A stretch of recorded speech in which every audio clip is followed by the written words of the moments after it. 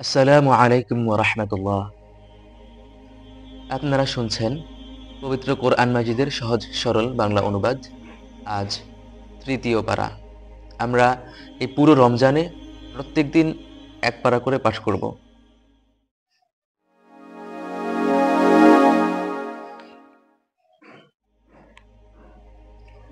এই নবী রাসূলদের কাউকে আমি কারো উপর বেশি মর্যাদা দান করেছি। এদের মধ্যে কেউ এমনও ছিল যার সাথে আমি আল্লাহ তাআলা কথা বলেছেন। তাদের কারো মর্যাদা তিনি অন্যভাবে বাড়িয়ে দিয়েছেন। আমি মারিয়ামের ছেলে ঈসাকে কতিপয় উজ্জ্বল নিদর্শন দিয়েছিলাম। অতঃপর পবিত্র রূহের মাধ্যমে আমি তাকে সাহায্য করেছি। আল্লাহ তাআলা চাইলে তাদের আগমনের পর যাদের কাছে এসব উজ্জ্বল নিদর্শন এসেছে তারা কখনো মারামারিতে লিপ্ত হতো না। কিন্তু রাসূলদের পর তারা দলে উপদলে বিভক্ত হয়ে গেল। অতঃপর তাদের মধ্যে কিছু লোক ঈমান আনলো, আবার তাদের কিছু লোক কুফরি করলো। অথচ আল্লাহ তাআলা চাইলে এরা কেউই যুদ্ধ বিগ্রহে লিপ্ত হতো না। কিন্তু আল্লাহ তাআলা তাই করেন যা তিনি ইচ্ছা করেন। হে ঈমানদাররা, তোমরা আমার দেওয়া ধন সম্পদ থেকে আমার পথে ব্যয় করো। সেদিনটি আসার আগে যেদিন কোনো রকম বেচা কেনা, বন্ধুত্ব, ভালোবাসা থাকবে না, থাকবে না কোনো রকমের সুপারিশ। মূলত অস্বীকারীরাই হচ্ছে জালেম। মহান আল্লাহ তাআলা তিনি ছাড়া দ্বিতীয় কোনো ইলাহ নেই। তিনি চিরঞ্জীব, তিনি অনাদি। ঘুম তো দূরের কথা, সামান্য তন্দ্রা তাকে আচ্ছন্ন করে না। আসমানসমূহ ও জমিনে যা কিছু আছে তার সব কিছুরই একচ্ছত্র মালিকানা তার। কে এমন আছে যে তার দরবারে বিনা অনুমতিতে সুপারিশ করবে? তাদের বর্তমান ভবিষ্যতের সব কিছুই তিনি জানেন। তার জানা বিষয়সমূহের কোনো কিছুই তার সৃষ্টির কারো জ্ঞানের সীমা পরিসীমার আয়ত্তাধীন হতে পারে না। তবে তিনি যদি ভিন্ন কিছু চান সেটা আলাদা। তার বিশাল সাম্রাজ্য আসমান জমিনের সবকিছুই পরিবেষ্টন করে আছে। এ উভয়টির হেফাজত করার কাজটি কখনো তাকে পরিশ্রান্ত করে না। তিনি পরাক্রমশালী ও অসীম মর্যাদাবান। আল্লাহর দিনের ব্যাপারে কোনো জোর জবরদস্তি নেই, কেননা সত্য এখানে মিথ্যা থেকে পরিষ্কার হয়ে আছে। অতঃপর কোনো ব্যক্তি যদি বাতিল মতাদর্শকে অস্বীকার করে এবং আল্লাহর দেওয়া জীবন আদর্শের উপর ঈমান আনে, সে যেন এর মাধ্যমে এমন এক শক্তিশালী রশি ধরল যা কোনোদিনই ছিঁড়ে যাবার নয়। আল্লাহ তাআলা সব শোনেন এবং সব জানেন। যারা আল্লাহর উপর ঈমান আনে, আল্লাহ তাআলাই হচ্ছেন তাদের সাহায্যকারী, বন্ধু। তিনি তাদের জাহিলিয়াতের অন্ধকার সমূহ থেকে ঈমানের আলোতে বের করে আনেন। অপরদিকে যারা আল্লাহকে অস্বীকার করে, বাতিল শক্তিসমূহই হয় তাদের সাহায্যকারী। তারা তাদের দিনের আলো থেকে কুফুরির অন্ধকারের দিকে নিয়ে যায়। এরাই হচ্ছে জাহান্নামের অধিবাসী, সেখানে তারা চিরদিন থাকবে। তুমি কি সেসব ব্যক্তির অবস্থা দেখোনি যে ব্যক্তিকে আল্লাহ তাআলা দুনিয়ায় রাষ্ট্র ক্ষমতা দেওয়ার পর সে ইব্রাহিমের সাথে স্বয়ং মালিকের ব্যাপারেই বিতর্ক লিপ্ত হলো? বিতর্কের এক পর্যায়ে ইব্রাহিম বলল, আমার রব যিনি সৃষ্টিকুলকে জীবন দান করেন, মৃত্যু দান করেন। সে দাম্ভিক শাসক বলল, জীবন মৃত্যু তো আমিই দেই। ইব্রাহিম বলল, অবশ্যই আল্লাহ তাআলা পূর্ব দিক থেকে প্রতিদিন সূর্যের উদয়ন ঘটান। একবার তুমি তা পশ্চিম দিক থেকে বের করে দেখাও। এতে সত্য অস্বীকারী ব্যক্তিটি হতভম্ব হয়ে গেল। আসলে আল্লাহ তাআলা জালেম জাতিকে কখনো পথের দিশা দেন না। অথবা ঘটনাটি কি সে ব্যক্তির মতো যে একটি ব্যক্তির পাশ দিয়ে গেল, সে দেখল তা আপন অস্তিত্বের উপর বিধ্বস্ত হয়ে মুখ থুবড়ে পড়ে আছে। তখন সে ব্যক্তি বলল, এ মৃত জনপদকে কিভাবে আল্লাহ তাআলা আবার পুনর্জীবন দান করবেন? অতঃপর আল্লাহ তাআলা সত্যি সত্যি তাকে মৃত্যু দান করলেন এবং এভাবেই তাকে 100 বছর মৃত ফেলে রাখলেন। এরপর তাকে পুনরায় জীবিত করলেন। এবার জিজ্ঞেস করলেন, বলতে পারো তুমি কতকাল মৃত অবস্থায় কাটিয়েছ? সে বলল, একদিন কিংবা একদিনের কিছু অংশ আমি মৃত অবস্থায় কাটিয়েছি। আল্লাহ তাআলা বললেন, বরং এমনই অবস্থায় তুমি 100 বছর কাটিয়েছ। তাকিয়ে দেখো তোমার নিজস্ব খাবার ও পানীয়ের দিকে, দেখবে তা বিন্দুমাত্র পচেনি। তোমার গাধাটির দিকেও দেখো। আমি এসব জন্যই দেখালাম যেন আমি তোমাকে মানুষদের জন্য পরকালীন জীবনের একটি জীবন্ত প্রমাণ হিসেবে উপস্থাপন করতে পারি। এ মৃত জীবের হাড় পাঁজরগুলো দিকে তাকিয়ে দেখো, আমি কিভাবে তা একটার সাথে আরেকটা জোড়া লাগিয়ে নতুন জীবন দিয়েছি। অতঃপর কিভাবে তাকে আমি গোশতের পোশাক পরিয়ে দিয়েছি। এই বিষয়টি যখন তার কাছে পরিষ্কার হয়ে গেল, তখন সে বলে উঠল, আমি জানি অবশ্যই আল্লাহ তাআলা সব কিছুর উপর ক্ষমতাবান। স্মরণ করো যখন ইব্রাহিম বলল, হে রব, মৃতকে তুমি কিভাবে পুনরায় জীবন দাও তা আমাকে একটু দেখিয়ে দাও। আল্লাহ তাআলা বললেন, কেন, তুমি কি না দেখে বিশ্বাস করো না? ইব্রাহিম বলল, হ্যাঁ প্রভু, আমি বিশ্বাস করি, কিন্তু এর দ্বারা আমার মন একটু সান্ত্বনা পাবে। আল্লাহ তাআলা বললেন, তুমি বরং 4টি পাখি ধরে আনো, অতঃপর আস্তে আস্তে এই পাখিগুলোকে তোমার কাছে পোষ মানিয়ে নাও, যাতে ওরা তোমার কাছে পরিচিত হয়ে যায়। তারপর তাদের কয়েক টুকরায় ভাগ করে তাদের কাটা একটি টুকরা এক একটি পাহাড়ের উপর রেখে আসো। অতঃপর তুমি ওদের সবার নাম ধরে ডাকো, দেখবে জীবন্ত পাখিতে পরিণত হয়ে ওরা তোমার কাছে দৌড়ে আসবে। তুমি জেনে রাখো, আল্লাহ তাআলা মহাশক্তিশালী, বিজ্ঞ, কুশলী। যারা নিজেদের ধন সম্পদ আল্লাহ তাআলার পথে খরচ করে, তাদের উদাহরণ হচ্ছে একটি বীজের মতো, যে বীজটি বপন করার পর তা থেকে 7টি শীষ বেরোলো। এর প্রতিটি শীষে রয়েছে 100 করে শস্যদানা। আল্লাহ তাআলা যাকে চান তার জন্য এটাকে বহুগুণ বৃদ্ধি করে দেন। আল্লাহ তাআলা অনেক প্রশস্ত, অনেক বিজ্ঞ। যারা আল্লাহ তাআলার পথে নিজেদের ধন সম্পদ ব্যয় করে এবং যা কিছু ব্যয় করে তা প্রচার করে বেড়ায় না, প্রতিদান চেয়ে কাউকে কষ্ট দেয় না, তাদের মালিকের কাছে তাদের জন্য পুরস্কার সংরক্ষিত রয়েছে। শেষ বিচারের দিন এদের কোনো ভয় নেই, তারা সেদিন দুশ্চিন্তাগ্রস্ত হবে না। সুন্দর কথা বলা এবং ক্ষমা করে দেওয়া সেই দানের চাইতে অনেক ভালো, যে দানের পরিণামে কষ্টই আসে। আল্লাহ তাআলা কারোই মুখাপেক্ষী নন, তিনি পরম ধৈর্যশীল। হে ঈমানদাররা, তোমরা খোঁটা দিয়ে এবং অনুগৃহীত ব্যক্তিকে কষ্ট দিয়ে তোমাদের দান সৎকা বরবাদ করে দিও না। ঠিক সেই হতভাগ্য ব্যক্তির মতো যে শুধু লোক দেখানোর উদ্দেশ্যেই দান করে, সে আল্লাহ তাআলার ও পরকালে কিছু পাওয়ার উপর বিশ্বাস করে না। তার দানের উদাহরণ হচ্ছে যেন একটি মসৃণ শিলাখণ্ডের উপর কিছু মাটি, সেখানে মুষলধারে বৃষ্টিপাত হলো, অতঃপর পাথর শক্ত হয়েই পড়ে থাকলো। দান খয়রাত করে তারা যা কিছু অর্জন করলো, তার থেকে তারা কিছুই সংগ্রহ করতে পারলো না। আর যারা আল্লাহকে বিশ্বাস করে না, আল্লাহ তাআলা তাদের কখনো সঠিক পথ দেখান না। অপরদিকে যারা আল্লাহ তাআলার সন্তুষ্টি এবং নিজেদের মানসিক অবস্থাকে আল্লাহর পথে সুদৃঢ় রাখার জন্য নিজেদের ধন সম্পদ ব্যয় করে, তাদের উদাহরণ হচ্ছে যেন তা কোনো উঁচু পাহাড়ের উপত্যকায় একটি সজ্জিত ফসলের বাগান। যদি সেখানে প্রবল বৃষ্টিপাত হয়, তাহলে ফসলের পরিমাণ দ্বিগুণ বৃদ্ধি পায়, আর তা না হলেও শিশির বিন্দুগুলোও ফসলের জন্য যথেষ্ট হয়। আল্লাহ তাআলা ভালো করেই পর্যবেক্ষণ করেন তোমরা কে কি কাজ করো। তোমাদের কেউ কি চাইবে যে তার কাছে সুন্দর একটি বাগান থাকুক, যাতে খেজুর ও আঙ্গুর থাকবে, তার তলদেশে আবার প্রবাহমান থাকবে কতিপয় ঝর্ণাধারা, সেখানে আরো থাকবে সব ধরনের ফলমূল, আর এগুলো ভোগ করার আগেই বাগানের মালিক বয়সের ভারে নুয়ে পড়বে এবং তার কিছু দুর্বল সন্তান থাকবে। এই অবস্থায় হঠাৎ করে আগুনের এক ঘূর্ণিবায়ু এসে তার সব স্বপ্ন জ্বালিয়ে দিয়ে যাবে। এভাবেই আল্লাহ তাআলা তার নিদর্শনগুলো তোমাদের জন্য সুস্পষ্টভাবে বর্ণনা করেন, যাতে তোমরা এসব বিষয় নিয়ে চিন্তা গবেষণা করতে পারো।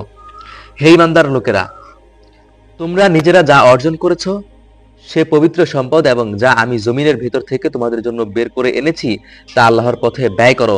আল্লাহর জন্য এমন খারাপ জিনিসগুলো বেছে তার থেকে ব্যয় করো না, যা অন্যরা তোমাদের দিলে তোমরা তা গ্রহণ করবে না। অবশ্য যা কিছু তোমরা অনিচ্ছাকৃতভাবে গ্রহণ করো তা আলাদা। জেনে রাখো, আল্লাহ তাআলা কোনো কিছুরই মুখাপেক্ষী নন, সব প্রশংসার মালিক তো তিনি। আল্লাহর পথে দান করার সময় শয়তান তোমাদের অভাব অনটনের ভয় দেখাবে এবং নানাবিধ অশ্লীল কর্মকাণ্ডের আদেশ দেবে, আর আল্লাহ তাআলা তোমাদের তার কাছ থেকে অসীম বরকত ও ক্ষমার প্রতিশ্রুতি দিচ্ছেন। আল্লাহ তাআলা প্রাচুর্যময় ও সম্যক অবগত। আল্লাহ তাআলা যাকে চান তাকে জ্ঞান কৌশল দান করেন, আর যে ব্যক্তিকে আল্লাহ তাআলার জ্ঞান কৌশল দেওয়া হয়েছে সে যেন মনে করে তাকে সত্যিকার অর্থেই প্রচুর কল্যাণ দান করা হয়েছে, আর প্রজ্ঞা সম্পন্ন ব্যক্তি ছাড়া এ থেকে অন্য কেউই শিক্ষা গ্রহণ করে না। তোমরা যা কিছু খরচ করো আর যা কিছু খরচ করার মানত করো, আল্লাহ তাআলা অবশ্যই তা জানেন, জালিমদের কোনোই সাহায্যকারী নেই। তোমরা যদি তোমাদের দানকে প্রকাশ করো, ভালো কথা, তাতে কোনো দোষ নেই। তবে যদি তোমরা তা গোপন রাখো এবং চুপে চুপেই তা অসহায়দের দিয়ে দাও, তা হবে তোমাদের জন্য বেশি উত্তম। এই দানের কারণে আল্লাহ তাআলা তোমাদের বহুবিধ গুনাহ খাতা মাফ করে দিবেন।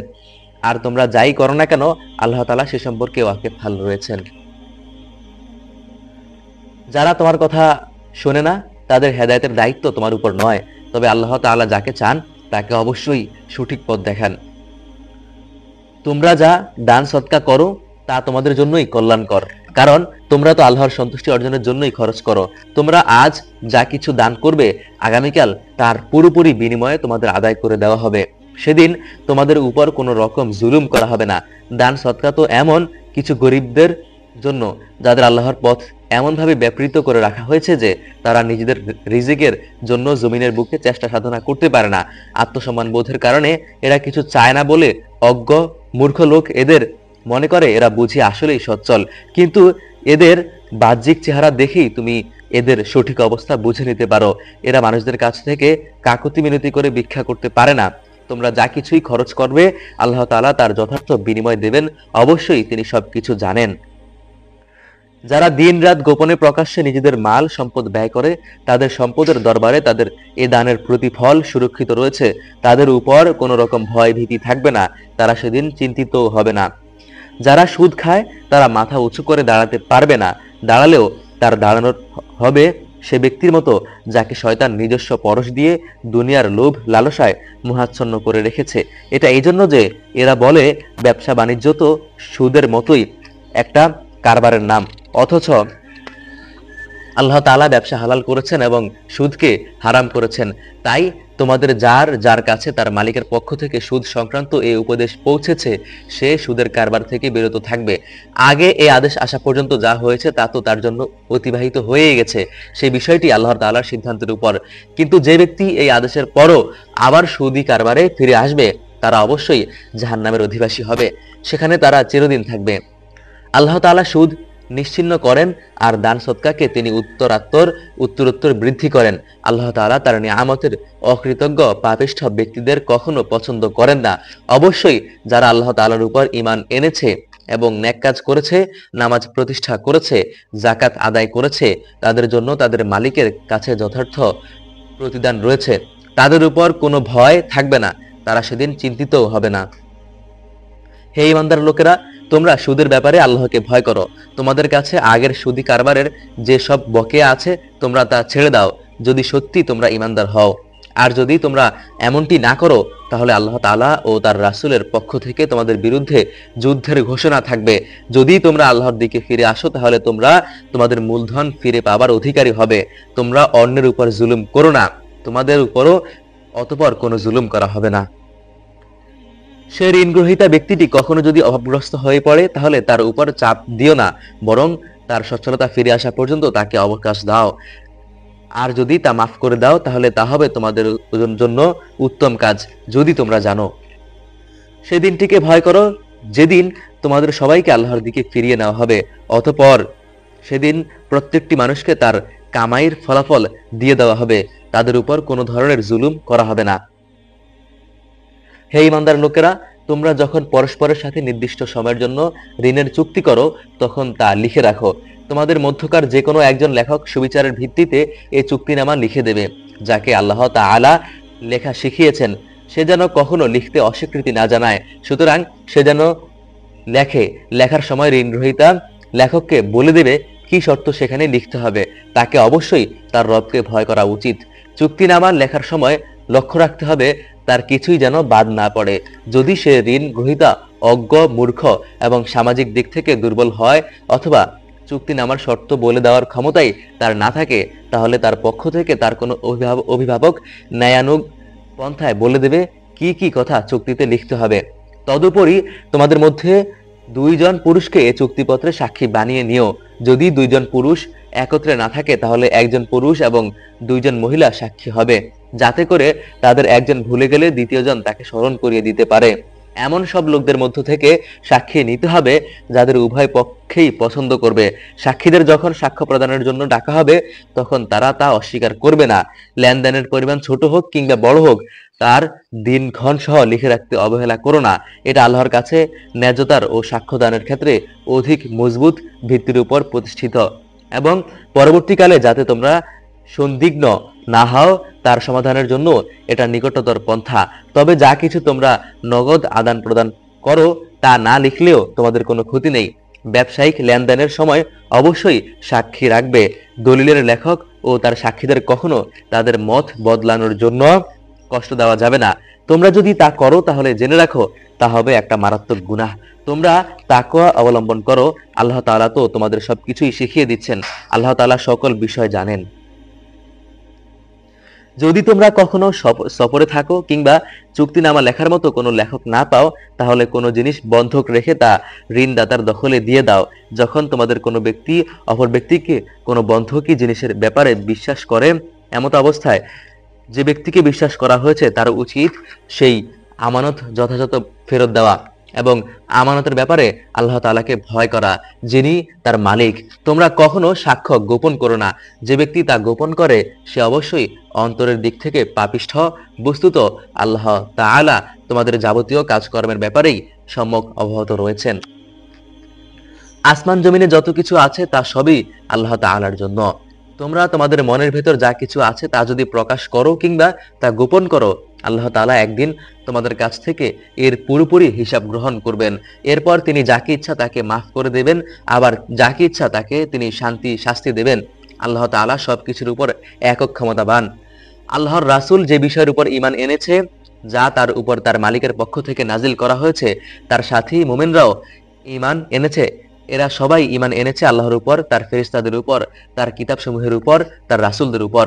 তারা বলে, আমরা তার নবী রাসূলদের কারো মাঝে কোনো রকম পার্থক্য করি না। তারা বলে, আমরা আল্লাহর নির্দেশ শুনেছি এবং তা মেনে নিয়েছি। হে আমাদের রব, আমরা তোমার ক্ষমা চাই এবং তোমার কাছেই হচ্ছে সবার ফিরে যাওয়ার জায়গা। আল্লাহ তাআলা কাউকেই তার শক্তি সামর্থ্যের বাইরে কোনো কাজের দায়িত্ব চাপিয়ে দেন না। সেই ব্যক্তির জন্য ততটুকুই বিনিময়ে রয়েছে যতটুকু সে এ দুনিয়ায় অর্জন করবে, আবার সে যতটুকু মন্দ দুনিয়ায় অর্জন করেছে তার উপর তার ততটুকু শাস্তি পতিত হবে। অতএব হে মুমিন ব্যক্তিরা, তোমরা এই বলে দোয়া করো, হে আমাদের রব, আমরা যদি কিছু ভুলে যাই, কোথাও যদি আমরা কোনো গুনাহ করে ফেলি, তার জন্য তুমি আমাদের পাকড়াও করো না। হে আমাদের রব, আমাদের পূর্ববর্তী জাতিদের উপর যে ধরনের বোঝা তুমি চাপিয়েছিলে তা আমাদের উপর চাপিও না। হে আমাদের রব, যে বোঝা বইবার সামর্থ্য আমাদের নেই তা তুমি আমাদের উপর চাপিয়ে দিও না। তুমি আমাদের উপর মেহেরবানি করো, তুমি আমাদের মাফ করে দাও, আমাদের উপর তুমি দয়া করো, তুমি আমাদের একমাত্র আশ্রয়দাতা, বন্ধু। অতঃপর কাফেরদের মোকাবেলায় তুমি আমাদের সাহায্য করো। সূরা আলে ইমরান মদিনায় অবতীর্ণ, আয়াত সংখ্যা 200, রুকু সংখ্যা 20। বিসমিল্লাহির রহমানির রহিম। আলিফ লাম মিম। মহান আল্লাহ তাআলা, তিনি ছাড়া কোনো মাবুদ নেই, তিনি চিরঞ্জীব, তিনি চিরস্থায়ী। তিনি সত্য দিন সহকারে তোমার উপর কিতাব নাজিল করেছেন, যা তোমার আগে নাজিল করা অন্যান্য কিতাবের সত্যতা স্বীকার করে।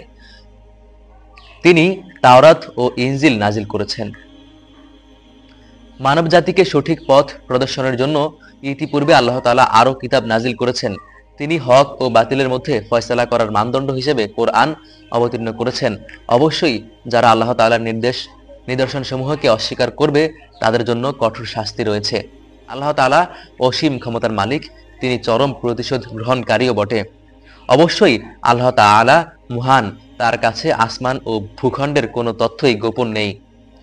তিনি সেই মহান সত্তা, যিনি মায়ের পেট থাকতেই তার ইচ্ছা মতো তোমাদের আকৃতি গঠন করেছেন। তিনি ছাড়া দ্বিতীয় কোনো মাবুদ নেই। তিনি প্রচণ্ড ক্ষমতাশালী এবং প্রবল প্রজ্ঞাময়। তিনি সেই মহান সত্তা, যিনি তোমার উপর কিতাব নাজিল করেছেন। এই কিতাবে দু ধরনের আয়াত রয়েছে। এর কিছু হচ্ছে সুস্পষ্ট ও ধর্তহীন আয়াত, সেগুলি হচ্ছে কিতাবের মৌলিক অংশ। এছাড়া বাকি আয়াতগুলো রূপক বর্ণনায় বর্ণিত। মানুষের মাঝে যাদের অন্তরে বক্রতা রয়েছে, তারা এগুলোকে কেন্দ্র করেই নানা ধরনের ফিতনা ফাসাদ সৃষ্টি করে এবং আল্লাহর কিতাবের অপব্যাখ্যার করার উদ্দেশ্যে এসব রূপক আয়াত থেকে কিছু অংশের তারা অনুসরণ করে। মূলত এসব রূপক বিষয়ের ব্যাখ্যা আল্লাহ তাআলা ছাড়া আর কেউই জানে না। এ কারণে যাদের মধ্যে জ্ঞানের গভীরতা আছে তারা এসব আয়াত সম্পর্কে বলে, আমরা এর উপর ঈমান এনেছি, এগুলো সবই তো আমাদের মালিকের পক্ষ থেকে এসেছে। সত্য কথা হচ্ছে, আল্লাহর হেদায়েত প্রজ্ঞা সম্পন্ন লোকেরাই কেবল শিক্ষা গ্রহণ করে থাকে। তারা আরো বলে, হে আমাদের রব, একবার যখন তুমি আমাদের সঠিক পথের দিশা দিয়েছ, তখন তুমি আর আমাদের মনকে বাঁকা করে দিও না। একান্ত তোমার কাছ থেকে তুমি আমাদের প্রতি দয়া করো। কেননা যাবতীয় দয়ার মালিক তো তুমি। হে আমাদের রব, তুমি অবশ্যই সমগ্র মানব জাতিকে একদিন তোমার কাছে একত্রিত করবে, এতে কোনো রকম সন্দেহ নেই। নিঃসন্দেহে আল্লাহ তাআলা ওয়াদা ভঙ্গ করেন না। যারা আল্লাহ তাআলাকে অস্বীকার করেছে তাদের ধন সম্পদ ও সন্তান সন্ততি আল্লাহর আযাব থেকে তাদের বাঁচানোর ব্যাপারে কখনোই কোনো উপকারে আসবে না। তারাই হবে জাহান্নামের ইন্ধন। তাদের পরিণতি হবে ফেরাউন ও তাদের পূর্ববর্তী নাফরমান জাতিসমূহের মতো। তারা আমার আয়াতসমূহকে মিথ্যা প্রতিপন্ন করছিল, অতঃপর তাদের অপরাধের কারণে আল্লাহ তাআলা তাদের শক্ত করে পাকড়াও করলেন। বস্তুত শাস্তি প্রয়োগে আল্লাহ তাআলা অত্যন্ত কঠোর। হে নবী, কাফেরদের তুমি বলে দাও, অচিরেই তোমরা এ দুনিয়ায় লাঞ্ছিত পরাজিত হবে এবং পরকালে তোমাদের জাহান্নামের কাছে জড়ো করা হবে, আর জাহান্নাম কতই না নিকৃষ্ট অবস্থান। সে দল দুটোর মধ্যে তোমাদের জন্য শিক্ষণীয় কিছু নিদর্শন মজুদ ছিল, যারা বদরের সম্মুখ সমরে একে অপরের সামনাসামনি হয়েছিল। এদের মধ্যে এক বাহিনী লড়ছিল আল্লাহর দ্বীনের পথে, আর অপর বাহিনীটি ছিল কাফেরদের। তারা চর্মচক্ষু দিয়ে তাদের প্রতিপক্ষকে তাদের দ্বিগুণ দেখতে পাচ্ছিল। আল্লাহ তাআলা যাকে চান তাকে সাহায্য ও বিজয় দান করেন। এসব ঘটনার মাঝে অন্তর্দৃষ্টি সম্পন্ন লোকদের জন্য অনেক কিছু শেখার আছে। নারী জাতির জন্য নারী জাতির প্রতি ভালোবাসা, সন্তান সন্ততি, কাড়ি কাড়ি সোনা রূপা, পছন্দসই ঘোড়া, গৃহপালিত জন্তু ও জমিনের ফসলকে সব সময়ই মানব সন্তানের জন্য লোভনীয় করে রাখা হয়েছে। আসলে এসব হচ্ছে পার্থিব জীবনের কিছু ভোগের সামগ্রী। উৎকৃষ্ট আশ্রয় তো একমাত্র আল্লাহ তাআলার কাছেই রয়েছে।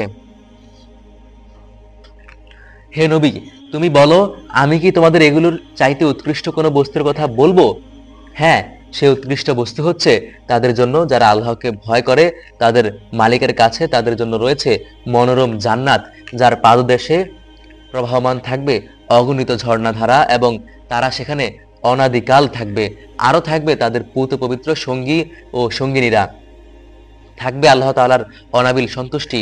আল্লাহ তাআলা নিজ বান্দাদের কার্যকলাপের উপর সতর্ক দৃষ্টি রাখেন।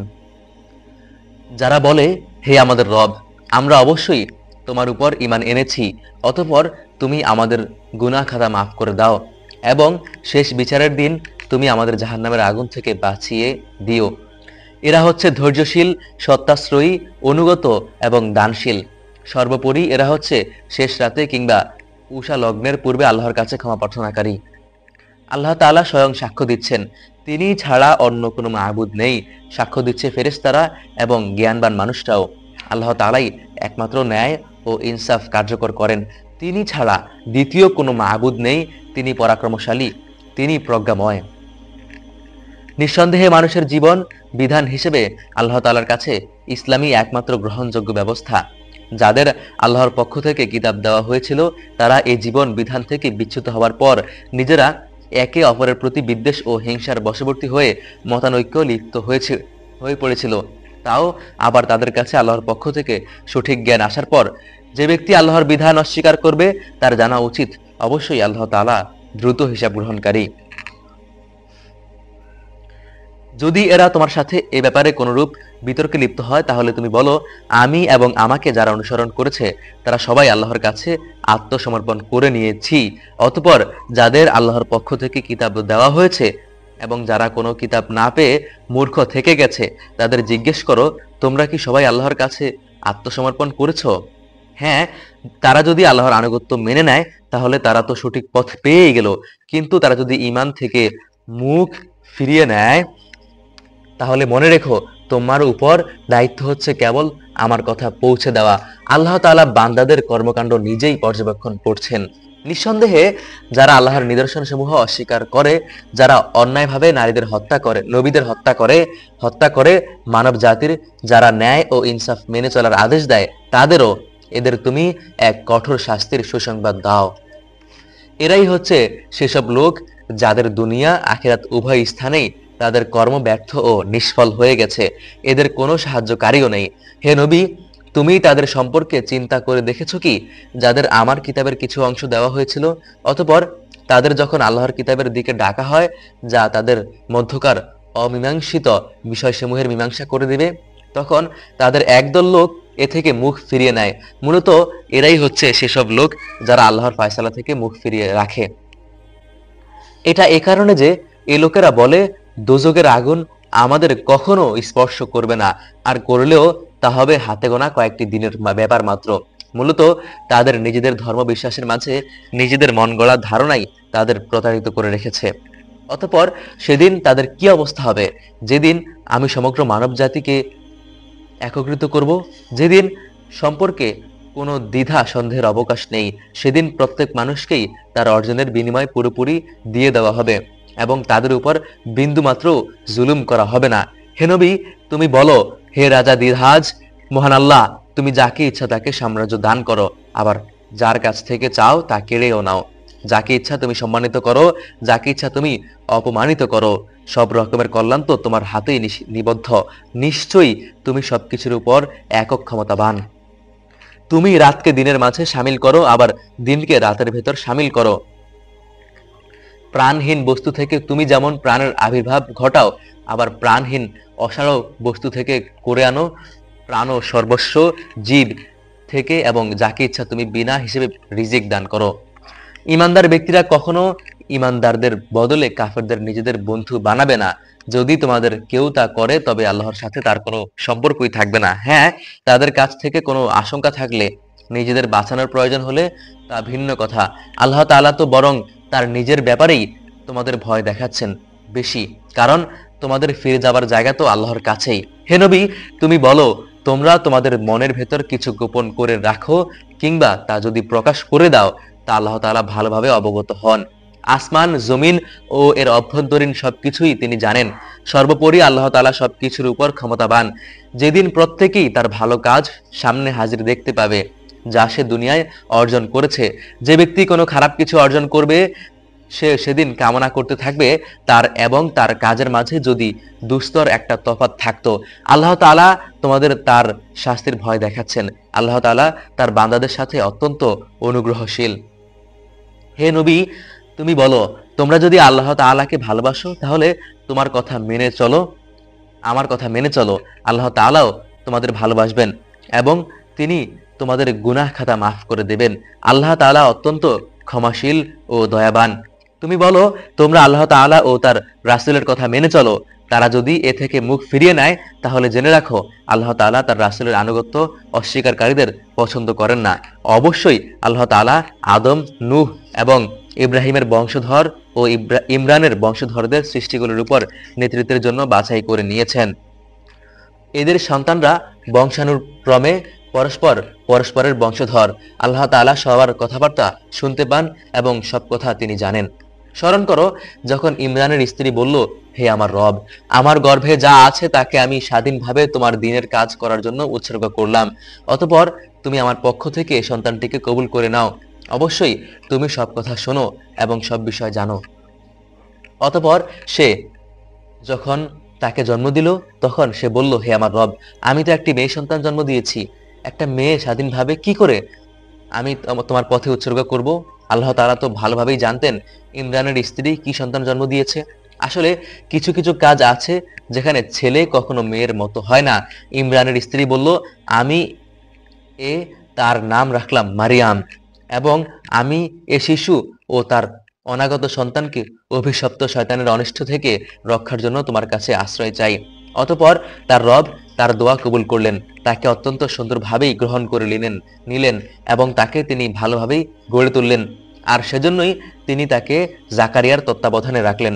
বড় হবার পর যখনই জাকারিয়া তার কাছে তার নিজস্ব ইবাদতের কক্ষে যেত তখনই সে দেখত সেখানে কিছু খাবার মজুদ আছে।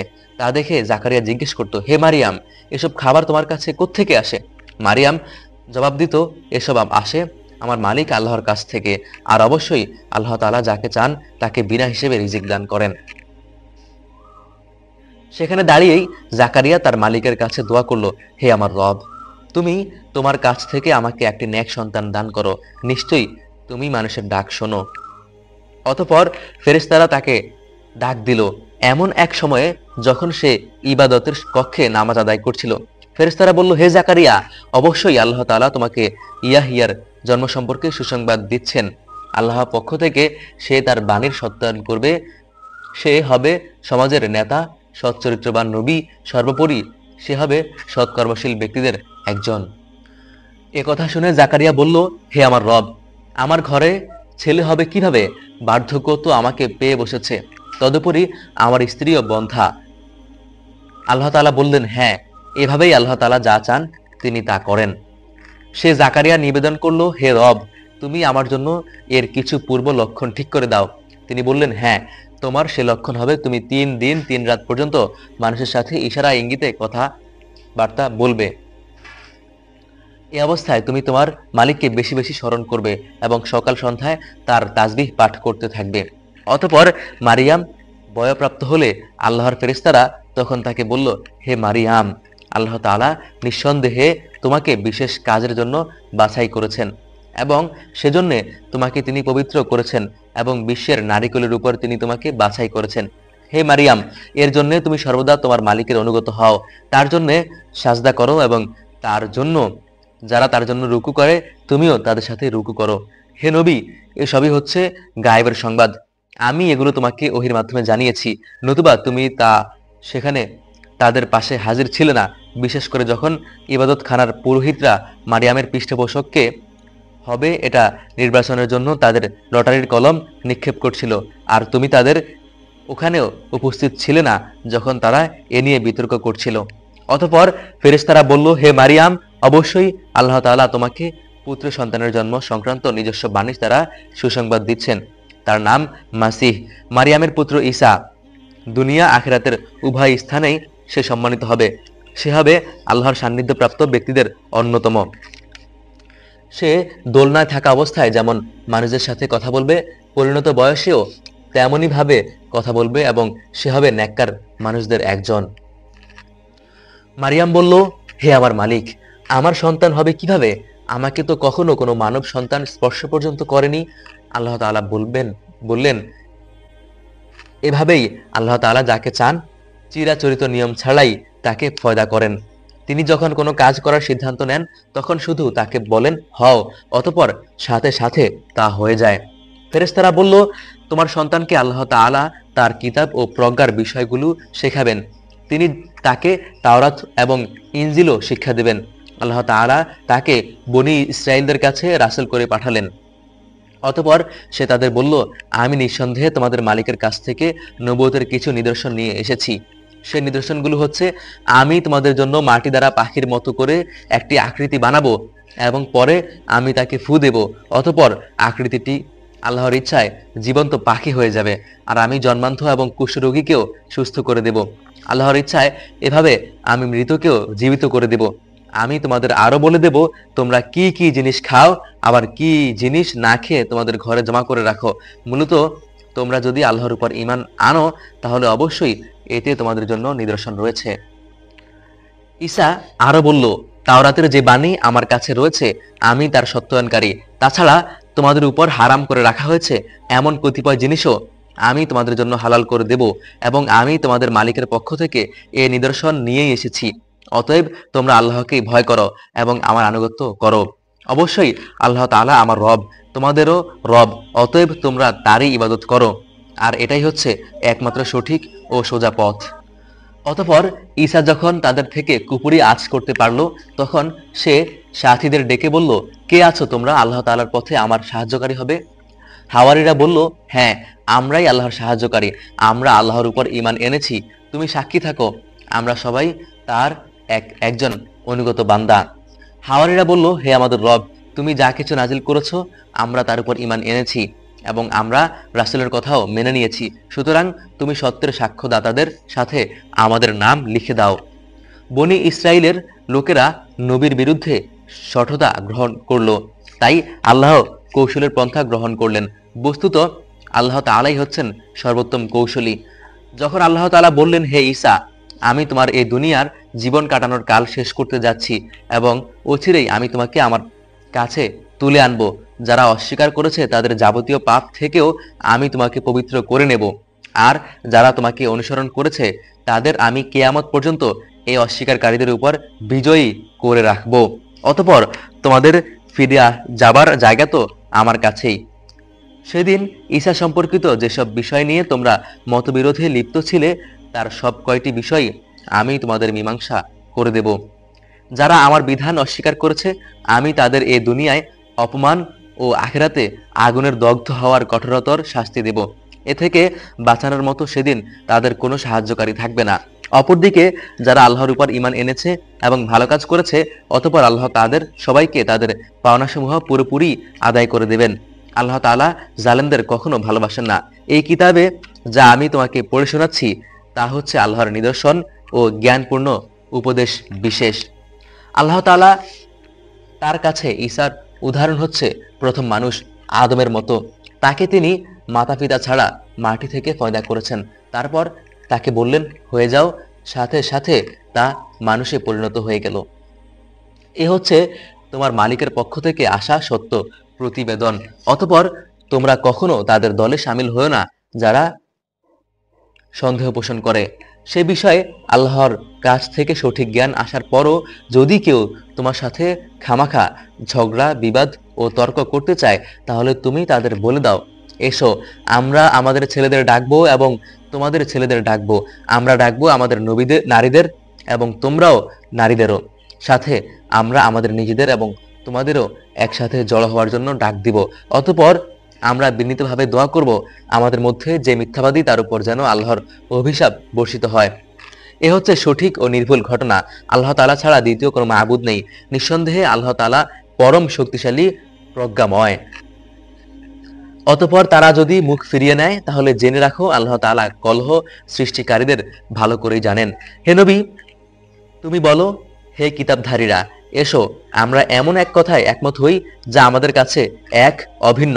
আমরা উভয়েই আল্লাহ তাআলা ছাড়া অন্য কারো ইবাদত করব না এবং তার সাথে অন্য কিছুকে অংশীদার বানাবো না। সর্বোপরি আল্লাহ তাআলা ছাড়া আমরা আমাদের মাঝেও একে অপরকে প্রভু বলে মেনে নেব না।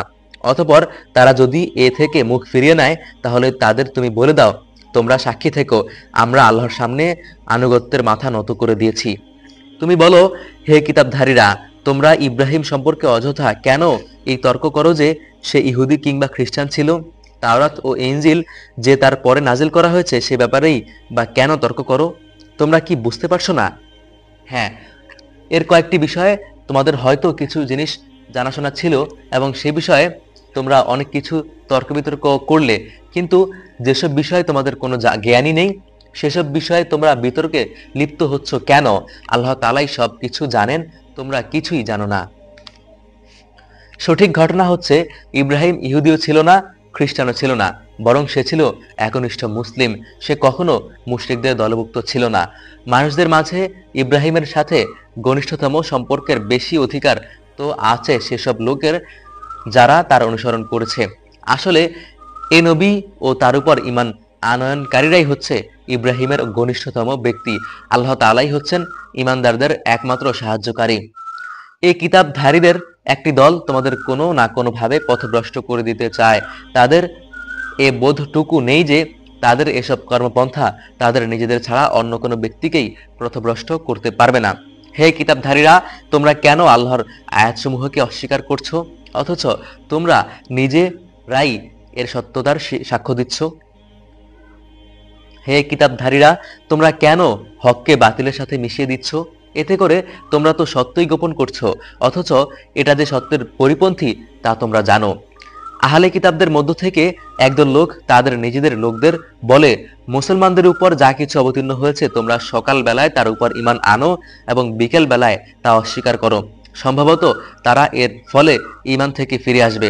যারা তোমাদের জীবন বিধানের অনুসরণ করে এমন সব লোকজন ছাড়া অন্য কারো কথাই তোমরা মেনে নিও না। হে নবী, তুমি বলে দাও, একমাত্র হেদায়েত হচ্ছে আল্লাহর হেদায়াত। তোমরা একথা মনে করো না তোমাদের যে ধরনের ব্যবস্থা দেওয়া হয়েছে তোমরা তেমন ধরনের কিছু অন্য কাউকেও দেওয়া হবে, অথবা সে সূত্র ধরে অন্য লোকেরা তোমাদের মালিকের দরবারে তোমাদের বিরুদ্ধে কোনো রকম যুক্তি তর্ক খাড়া করবে। হে নবী, তুমি তাদের বলে দাও, হেদায়েত এই অনুগ্রহ অবশ্যই আল্লাহর হাতে। তিনি যাকে ইচ্ছা তাকেই তা দান করেন। আল্লাহ তাআলা বিশাল প্রজ্ঞা সম্পন্ন, নিজের দয়া দিয়ে তিনি যাকে ইচ্ছা তাকেই হেদায়েতের জন্য নির্দিষ্ট করে দেন। আল্লাহ তাআলা হচ্ছেন অসীম দয়া ও অনুগ্রহের মালিক। আহলে কিতাবদের মধ্যে এমন লোক আছে, তুমি যদি তার কাছে ধন সম্পদের এক স্তূপ আমানত রাখো সে চাওয়া মাত্রই তা তোমাকে ফেরত দেবে। আবার এদের মধ্যে এমন কিছু লোকও আছে যার কাছে যদি একটি দিনারও তুমি রাখো সে তা তোমাকে ফিরিয়ে দেবে না। হ্যাঁ, যদি এজন্য তুমি তার উপর চেপে বসতে পারো তাহলে সেটা ভিন্ন। এটা এই কারণে যে এরা বলে এই ইহুদি অশিক্ষিত লোকদের ব্যাপারে আমাদের উপর কোনো বাধ্যবাধকতা নেই। এরা আসলে বুঝে শুনে আল্লাহর উপর মিথ্যা কথা বলে। অবশ্য যে ব্যক্তি আল্লাহর সাথে সম্পাদিত প্রতিশ্রুতি রক্ষা করে এবং সে ব্যাপারে সাবধানতা অবলম্বন করে তাদের জন্য সুখবর হচ্ছে আল্লাহ তাআলা তাকওয়া অবলম্বনকারীদের ভালোবাসেন। অবশ্যই যারা আল্লাহর সাথে সম্পাদিত প্রতিশ্রুতি ও শপথসমূহ সামান্য বৈষয়িক মূল্যে বিক্রি করে দেয়, পরকালে আল্লাহর পুরস্কারের কোনো অংশই তাদের জন্য থাকবে না। এদের সাথে আল্লাহ তাআলা কোনো কথাবার্তা বলবেন না, তিনি তাদের দিকে তাকিয়েও দেখবেন না এবং তিনি তাদের পাক পবিত্র করবেন না। এদের জন্য রয়েছে কঠোর পীড়াদায়ক আযাব। এদের মধ্যে এমন কিছু লোকও আছে যারা কিতাবের কোনো অংশ যখন পড়ে তখন নিজেদের জিহ্বা এমনভাবে এদিক সেদিক করে নেয় যাতে তোমরা মনে করো সত্যি বুঝি তা কিতাবের কোনো অংশ, কিন্তু আসলে তা কিতাবের কোনো অংশই নয়। তারা আরো বলে এটা আল্লাহর কাছ থেকেই এসেছে, কিন্তু তা আল্লাহর কাছ থেকে আসা কিছু নয়। এরা জেনে শুনে আল্লাহর উপর মিথ্যা কথা বলে চলেছে। কোনো মানব সন্তানের পক্ষেই এটা সম্ভব নয় আল্লাহ তাআলা তাকে তার কিতাব, প্রজ্ঞা ও নবুয়ত দান করবেন অতঃপর সে লোকদের বলবে তোমরা আল্লাহকে ছেড়ে সবাই আমার বান্দা হয়ে যাও। বরং সে তো একথাই বলবে তোমরা সবাই তোমাদের মালিকের বান্দা হয়ে যাও, কেননা তোমরাই মানুষদের এই কিতাব শেখাচ্ছিলে এবং তোমরা নিজেরাও তা অধ্যয়ন করছিলে। আল্লাহর ফেরেশতা ও তার নবীদের রব হিসেবে স্বীকার করে নিতে এই ব্যক্তি তোমাদের কখনো আদেশ দেবে না। একবার আল্লাহর অনুগত মুসলমান হবার পর সে কিভাবে তোমাদের পুনরায় কুফরির আদেশ দিতে পারে? আল্লাহ তাআলা যখন তার নবীদের কাছ থেকে প্রতিশ্রুতি নিয়েছিলেন তখন তিনি বলেছিলেন, এ হচ্ছে কিতাব ও তার ব্যবহারিক জ্ঞান কৌশল যা আমি তোমাদের দান করলাম। অতঃপর তোমাদের কাছে যখন আমার কোনো রাসূল আসবে যে তোমাদের কাছে রক্ষিত আগের কিতাবের সত্যায়ন করবে তখন তোমরা অবশ্যই তার আনিত বিধানের উপর ঈমান আনবে এবং তাকে সাহায্য করবে। তিনি জিজ্ঞেস করলেন, তোমরা কি অঙ্গীকার গ্রহণ করেছো এবং আমার এ প্রতিশ্রুতির দায়িত্ব পালন করছো? তারা বললেন, হ্যাঁ, আমরা অঙ্গীকার করছি। তিনি বললেন, তাহলে তোমরা সাক্ষী থেকো এবং আমিও তোমাদের সাথে এই অঙ্গীকার সাক্ষী হয়ে রইলাম। এরপর যারা এ থেকে মুখ ফিরিয়ে নেবে তারা অবশ্যই বিদ্রোহী বলে বিবেচিত হবে। তারা কি আল্লাহর দেওয়া জীবন ব্যবস্থার বদলে অন্য কোনো বিধানকে সন্ধান করছে? অথচ আসমানসমূহ ও জমিনে যা কিছু আছে তা ইচ্ছায় হোক কিংবা অনিচ্ছায় হোক আল্লাহ তাআলার সামনে আত্মসমর্পণ করে আছে এবং প্রত্যেককে তো একদিন তার কাছেই ফিরিয়ে নেওয়া হবে। হে নবী, তুমি বলো, আমরা আল্লাহর উপর ঈমান এনেছি আমাদের উপর যা নাজিল করা হয়েছে তার উপরও, ইব্রাহিম, ইসমাইল, ইসহাক, ইয়াকুব ও তাদের অন্যান্য বংশধরদের প্রতি যা কিছু নাজিল করা হয়েছে তার উপরও। আমরা ঈমান এনেছি মুসা, ঈসা এবং অন্য নবীদের কাছে তাদের মালিকের পক্ষ থেকে যা কিছু দেওয়া হয়েছে তার উপরও। নবীদের কারো মাঝেই আমরা কোনো ধরনের তারতম্য করি না। মূলত আমরা সবাই হচ্ছি তার কাছে আত্মসমর্পণকারী। যদি কেউ ইসলাম ছাড়া অন্য কোনো জীবন বিধান অনুসন্ধান করে তবে তার কাছ থেকে সে উদ্ভাবিত ব্যবস্থা গ্রহণ করা হবে না। পরকালে সে চরম ব্যর্থ হবে। যারা ঈমানের আলো পাওয়ার পর কুফরি করেছে আল্লাহ তাআলা তাদের কিভাবে আবার আলোর পথ প্রদর্শন করবেন? অথচ এর আগে এরাই সাক্ষ্য দিয়েছিল যে আল্লাহর রাসূল সত্য এবং রাসূলের মাধ্যমে এদের কাছে উজ্জ্বল নিদর্শনসমূহ এসেছিল। আসলেই আল্লাহ তাআলা কখনো জালেমদের সঠিক পথ দেখান না। এরাই হচ্ছে সেসব লোক যাদের কার্যকলাপের একমাত্র প্রতিদান হচ্ছে তাদের উপর আল্লাহ তাআলা, তার ফেরেশতা ও অন্য সব মানুষদের অভিশাপ বর্ষিত হবে। আর সে অভিশপ্ত স্থান হচ্ছে জাহান্নাম। সেখানে তারা অনাদিকাল ধরে পড়ে থাকবে। তাদের উপর থেকে শাস্তির মাত্রা কমানো হবে না, না আযাব থেকে তাদের কোনো রকম বিরাম দেওয়া হবে। আর তাদের কথা আলাদা যারা এসব কিছুর পর তাওবা করেছে এবং তারপর নিজেদের বংশ সংশোধন করে নিয়েছে। আল্লাহ তাআলা অবশ্যই ক্ষমাশীল ও পরম দয়ালু। অবশ্যই যারা একবার ঈমান আনার পর কুফরির পথ অবলম্বন করেছে অতঃপর তারা এই বেঈমানি কার্যকলাপ দিন দিন বাড়াতেই থেকেছে, আল্লাহর দরবারে তাদের তওবা কখনো কবুল হবে না, কারণ এই ধরনের লোকেরাই হচ্ছে পথভ্রষ্ট। অবশ্যই যারা আল্লাহ তাআলাকে অস্বীকার করেছে এবং কুফরি অবস্থায় তাদের মৃত্যু হয়েছে, তারা যদি নিজেদের আল্লাহর আযাব থেকে বাঁচানোর জন্য এক পৃথিবী পূর্ণ স্বর্ণ মুক্তিপণ হিসেবে খরচ করে, তবু তাদের কারো কাছ থেকে তা গ্রহণ করা হবে না। বস্তুত এরাই হচ্ছে সেসব হতভাগ্য ব্যক্তি যাদের জন্য মর্মন্তুদ আযাব রয়েছে, আর সেদিন তাদের কোনো সাহায্যকারীও থাকবে না।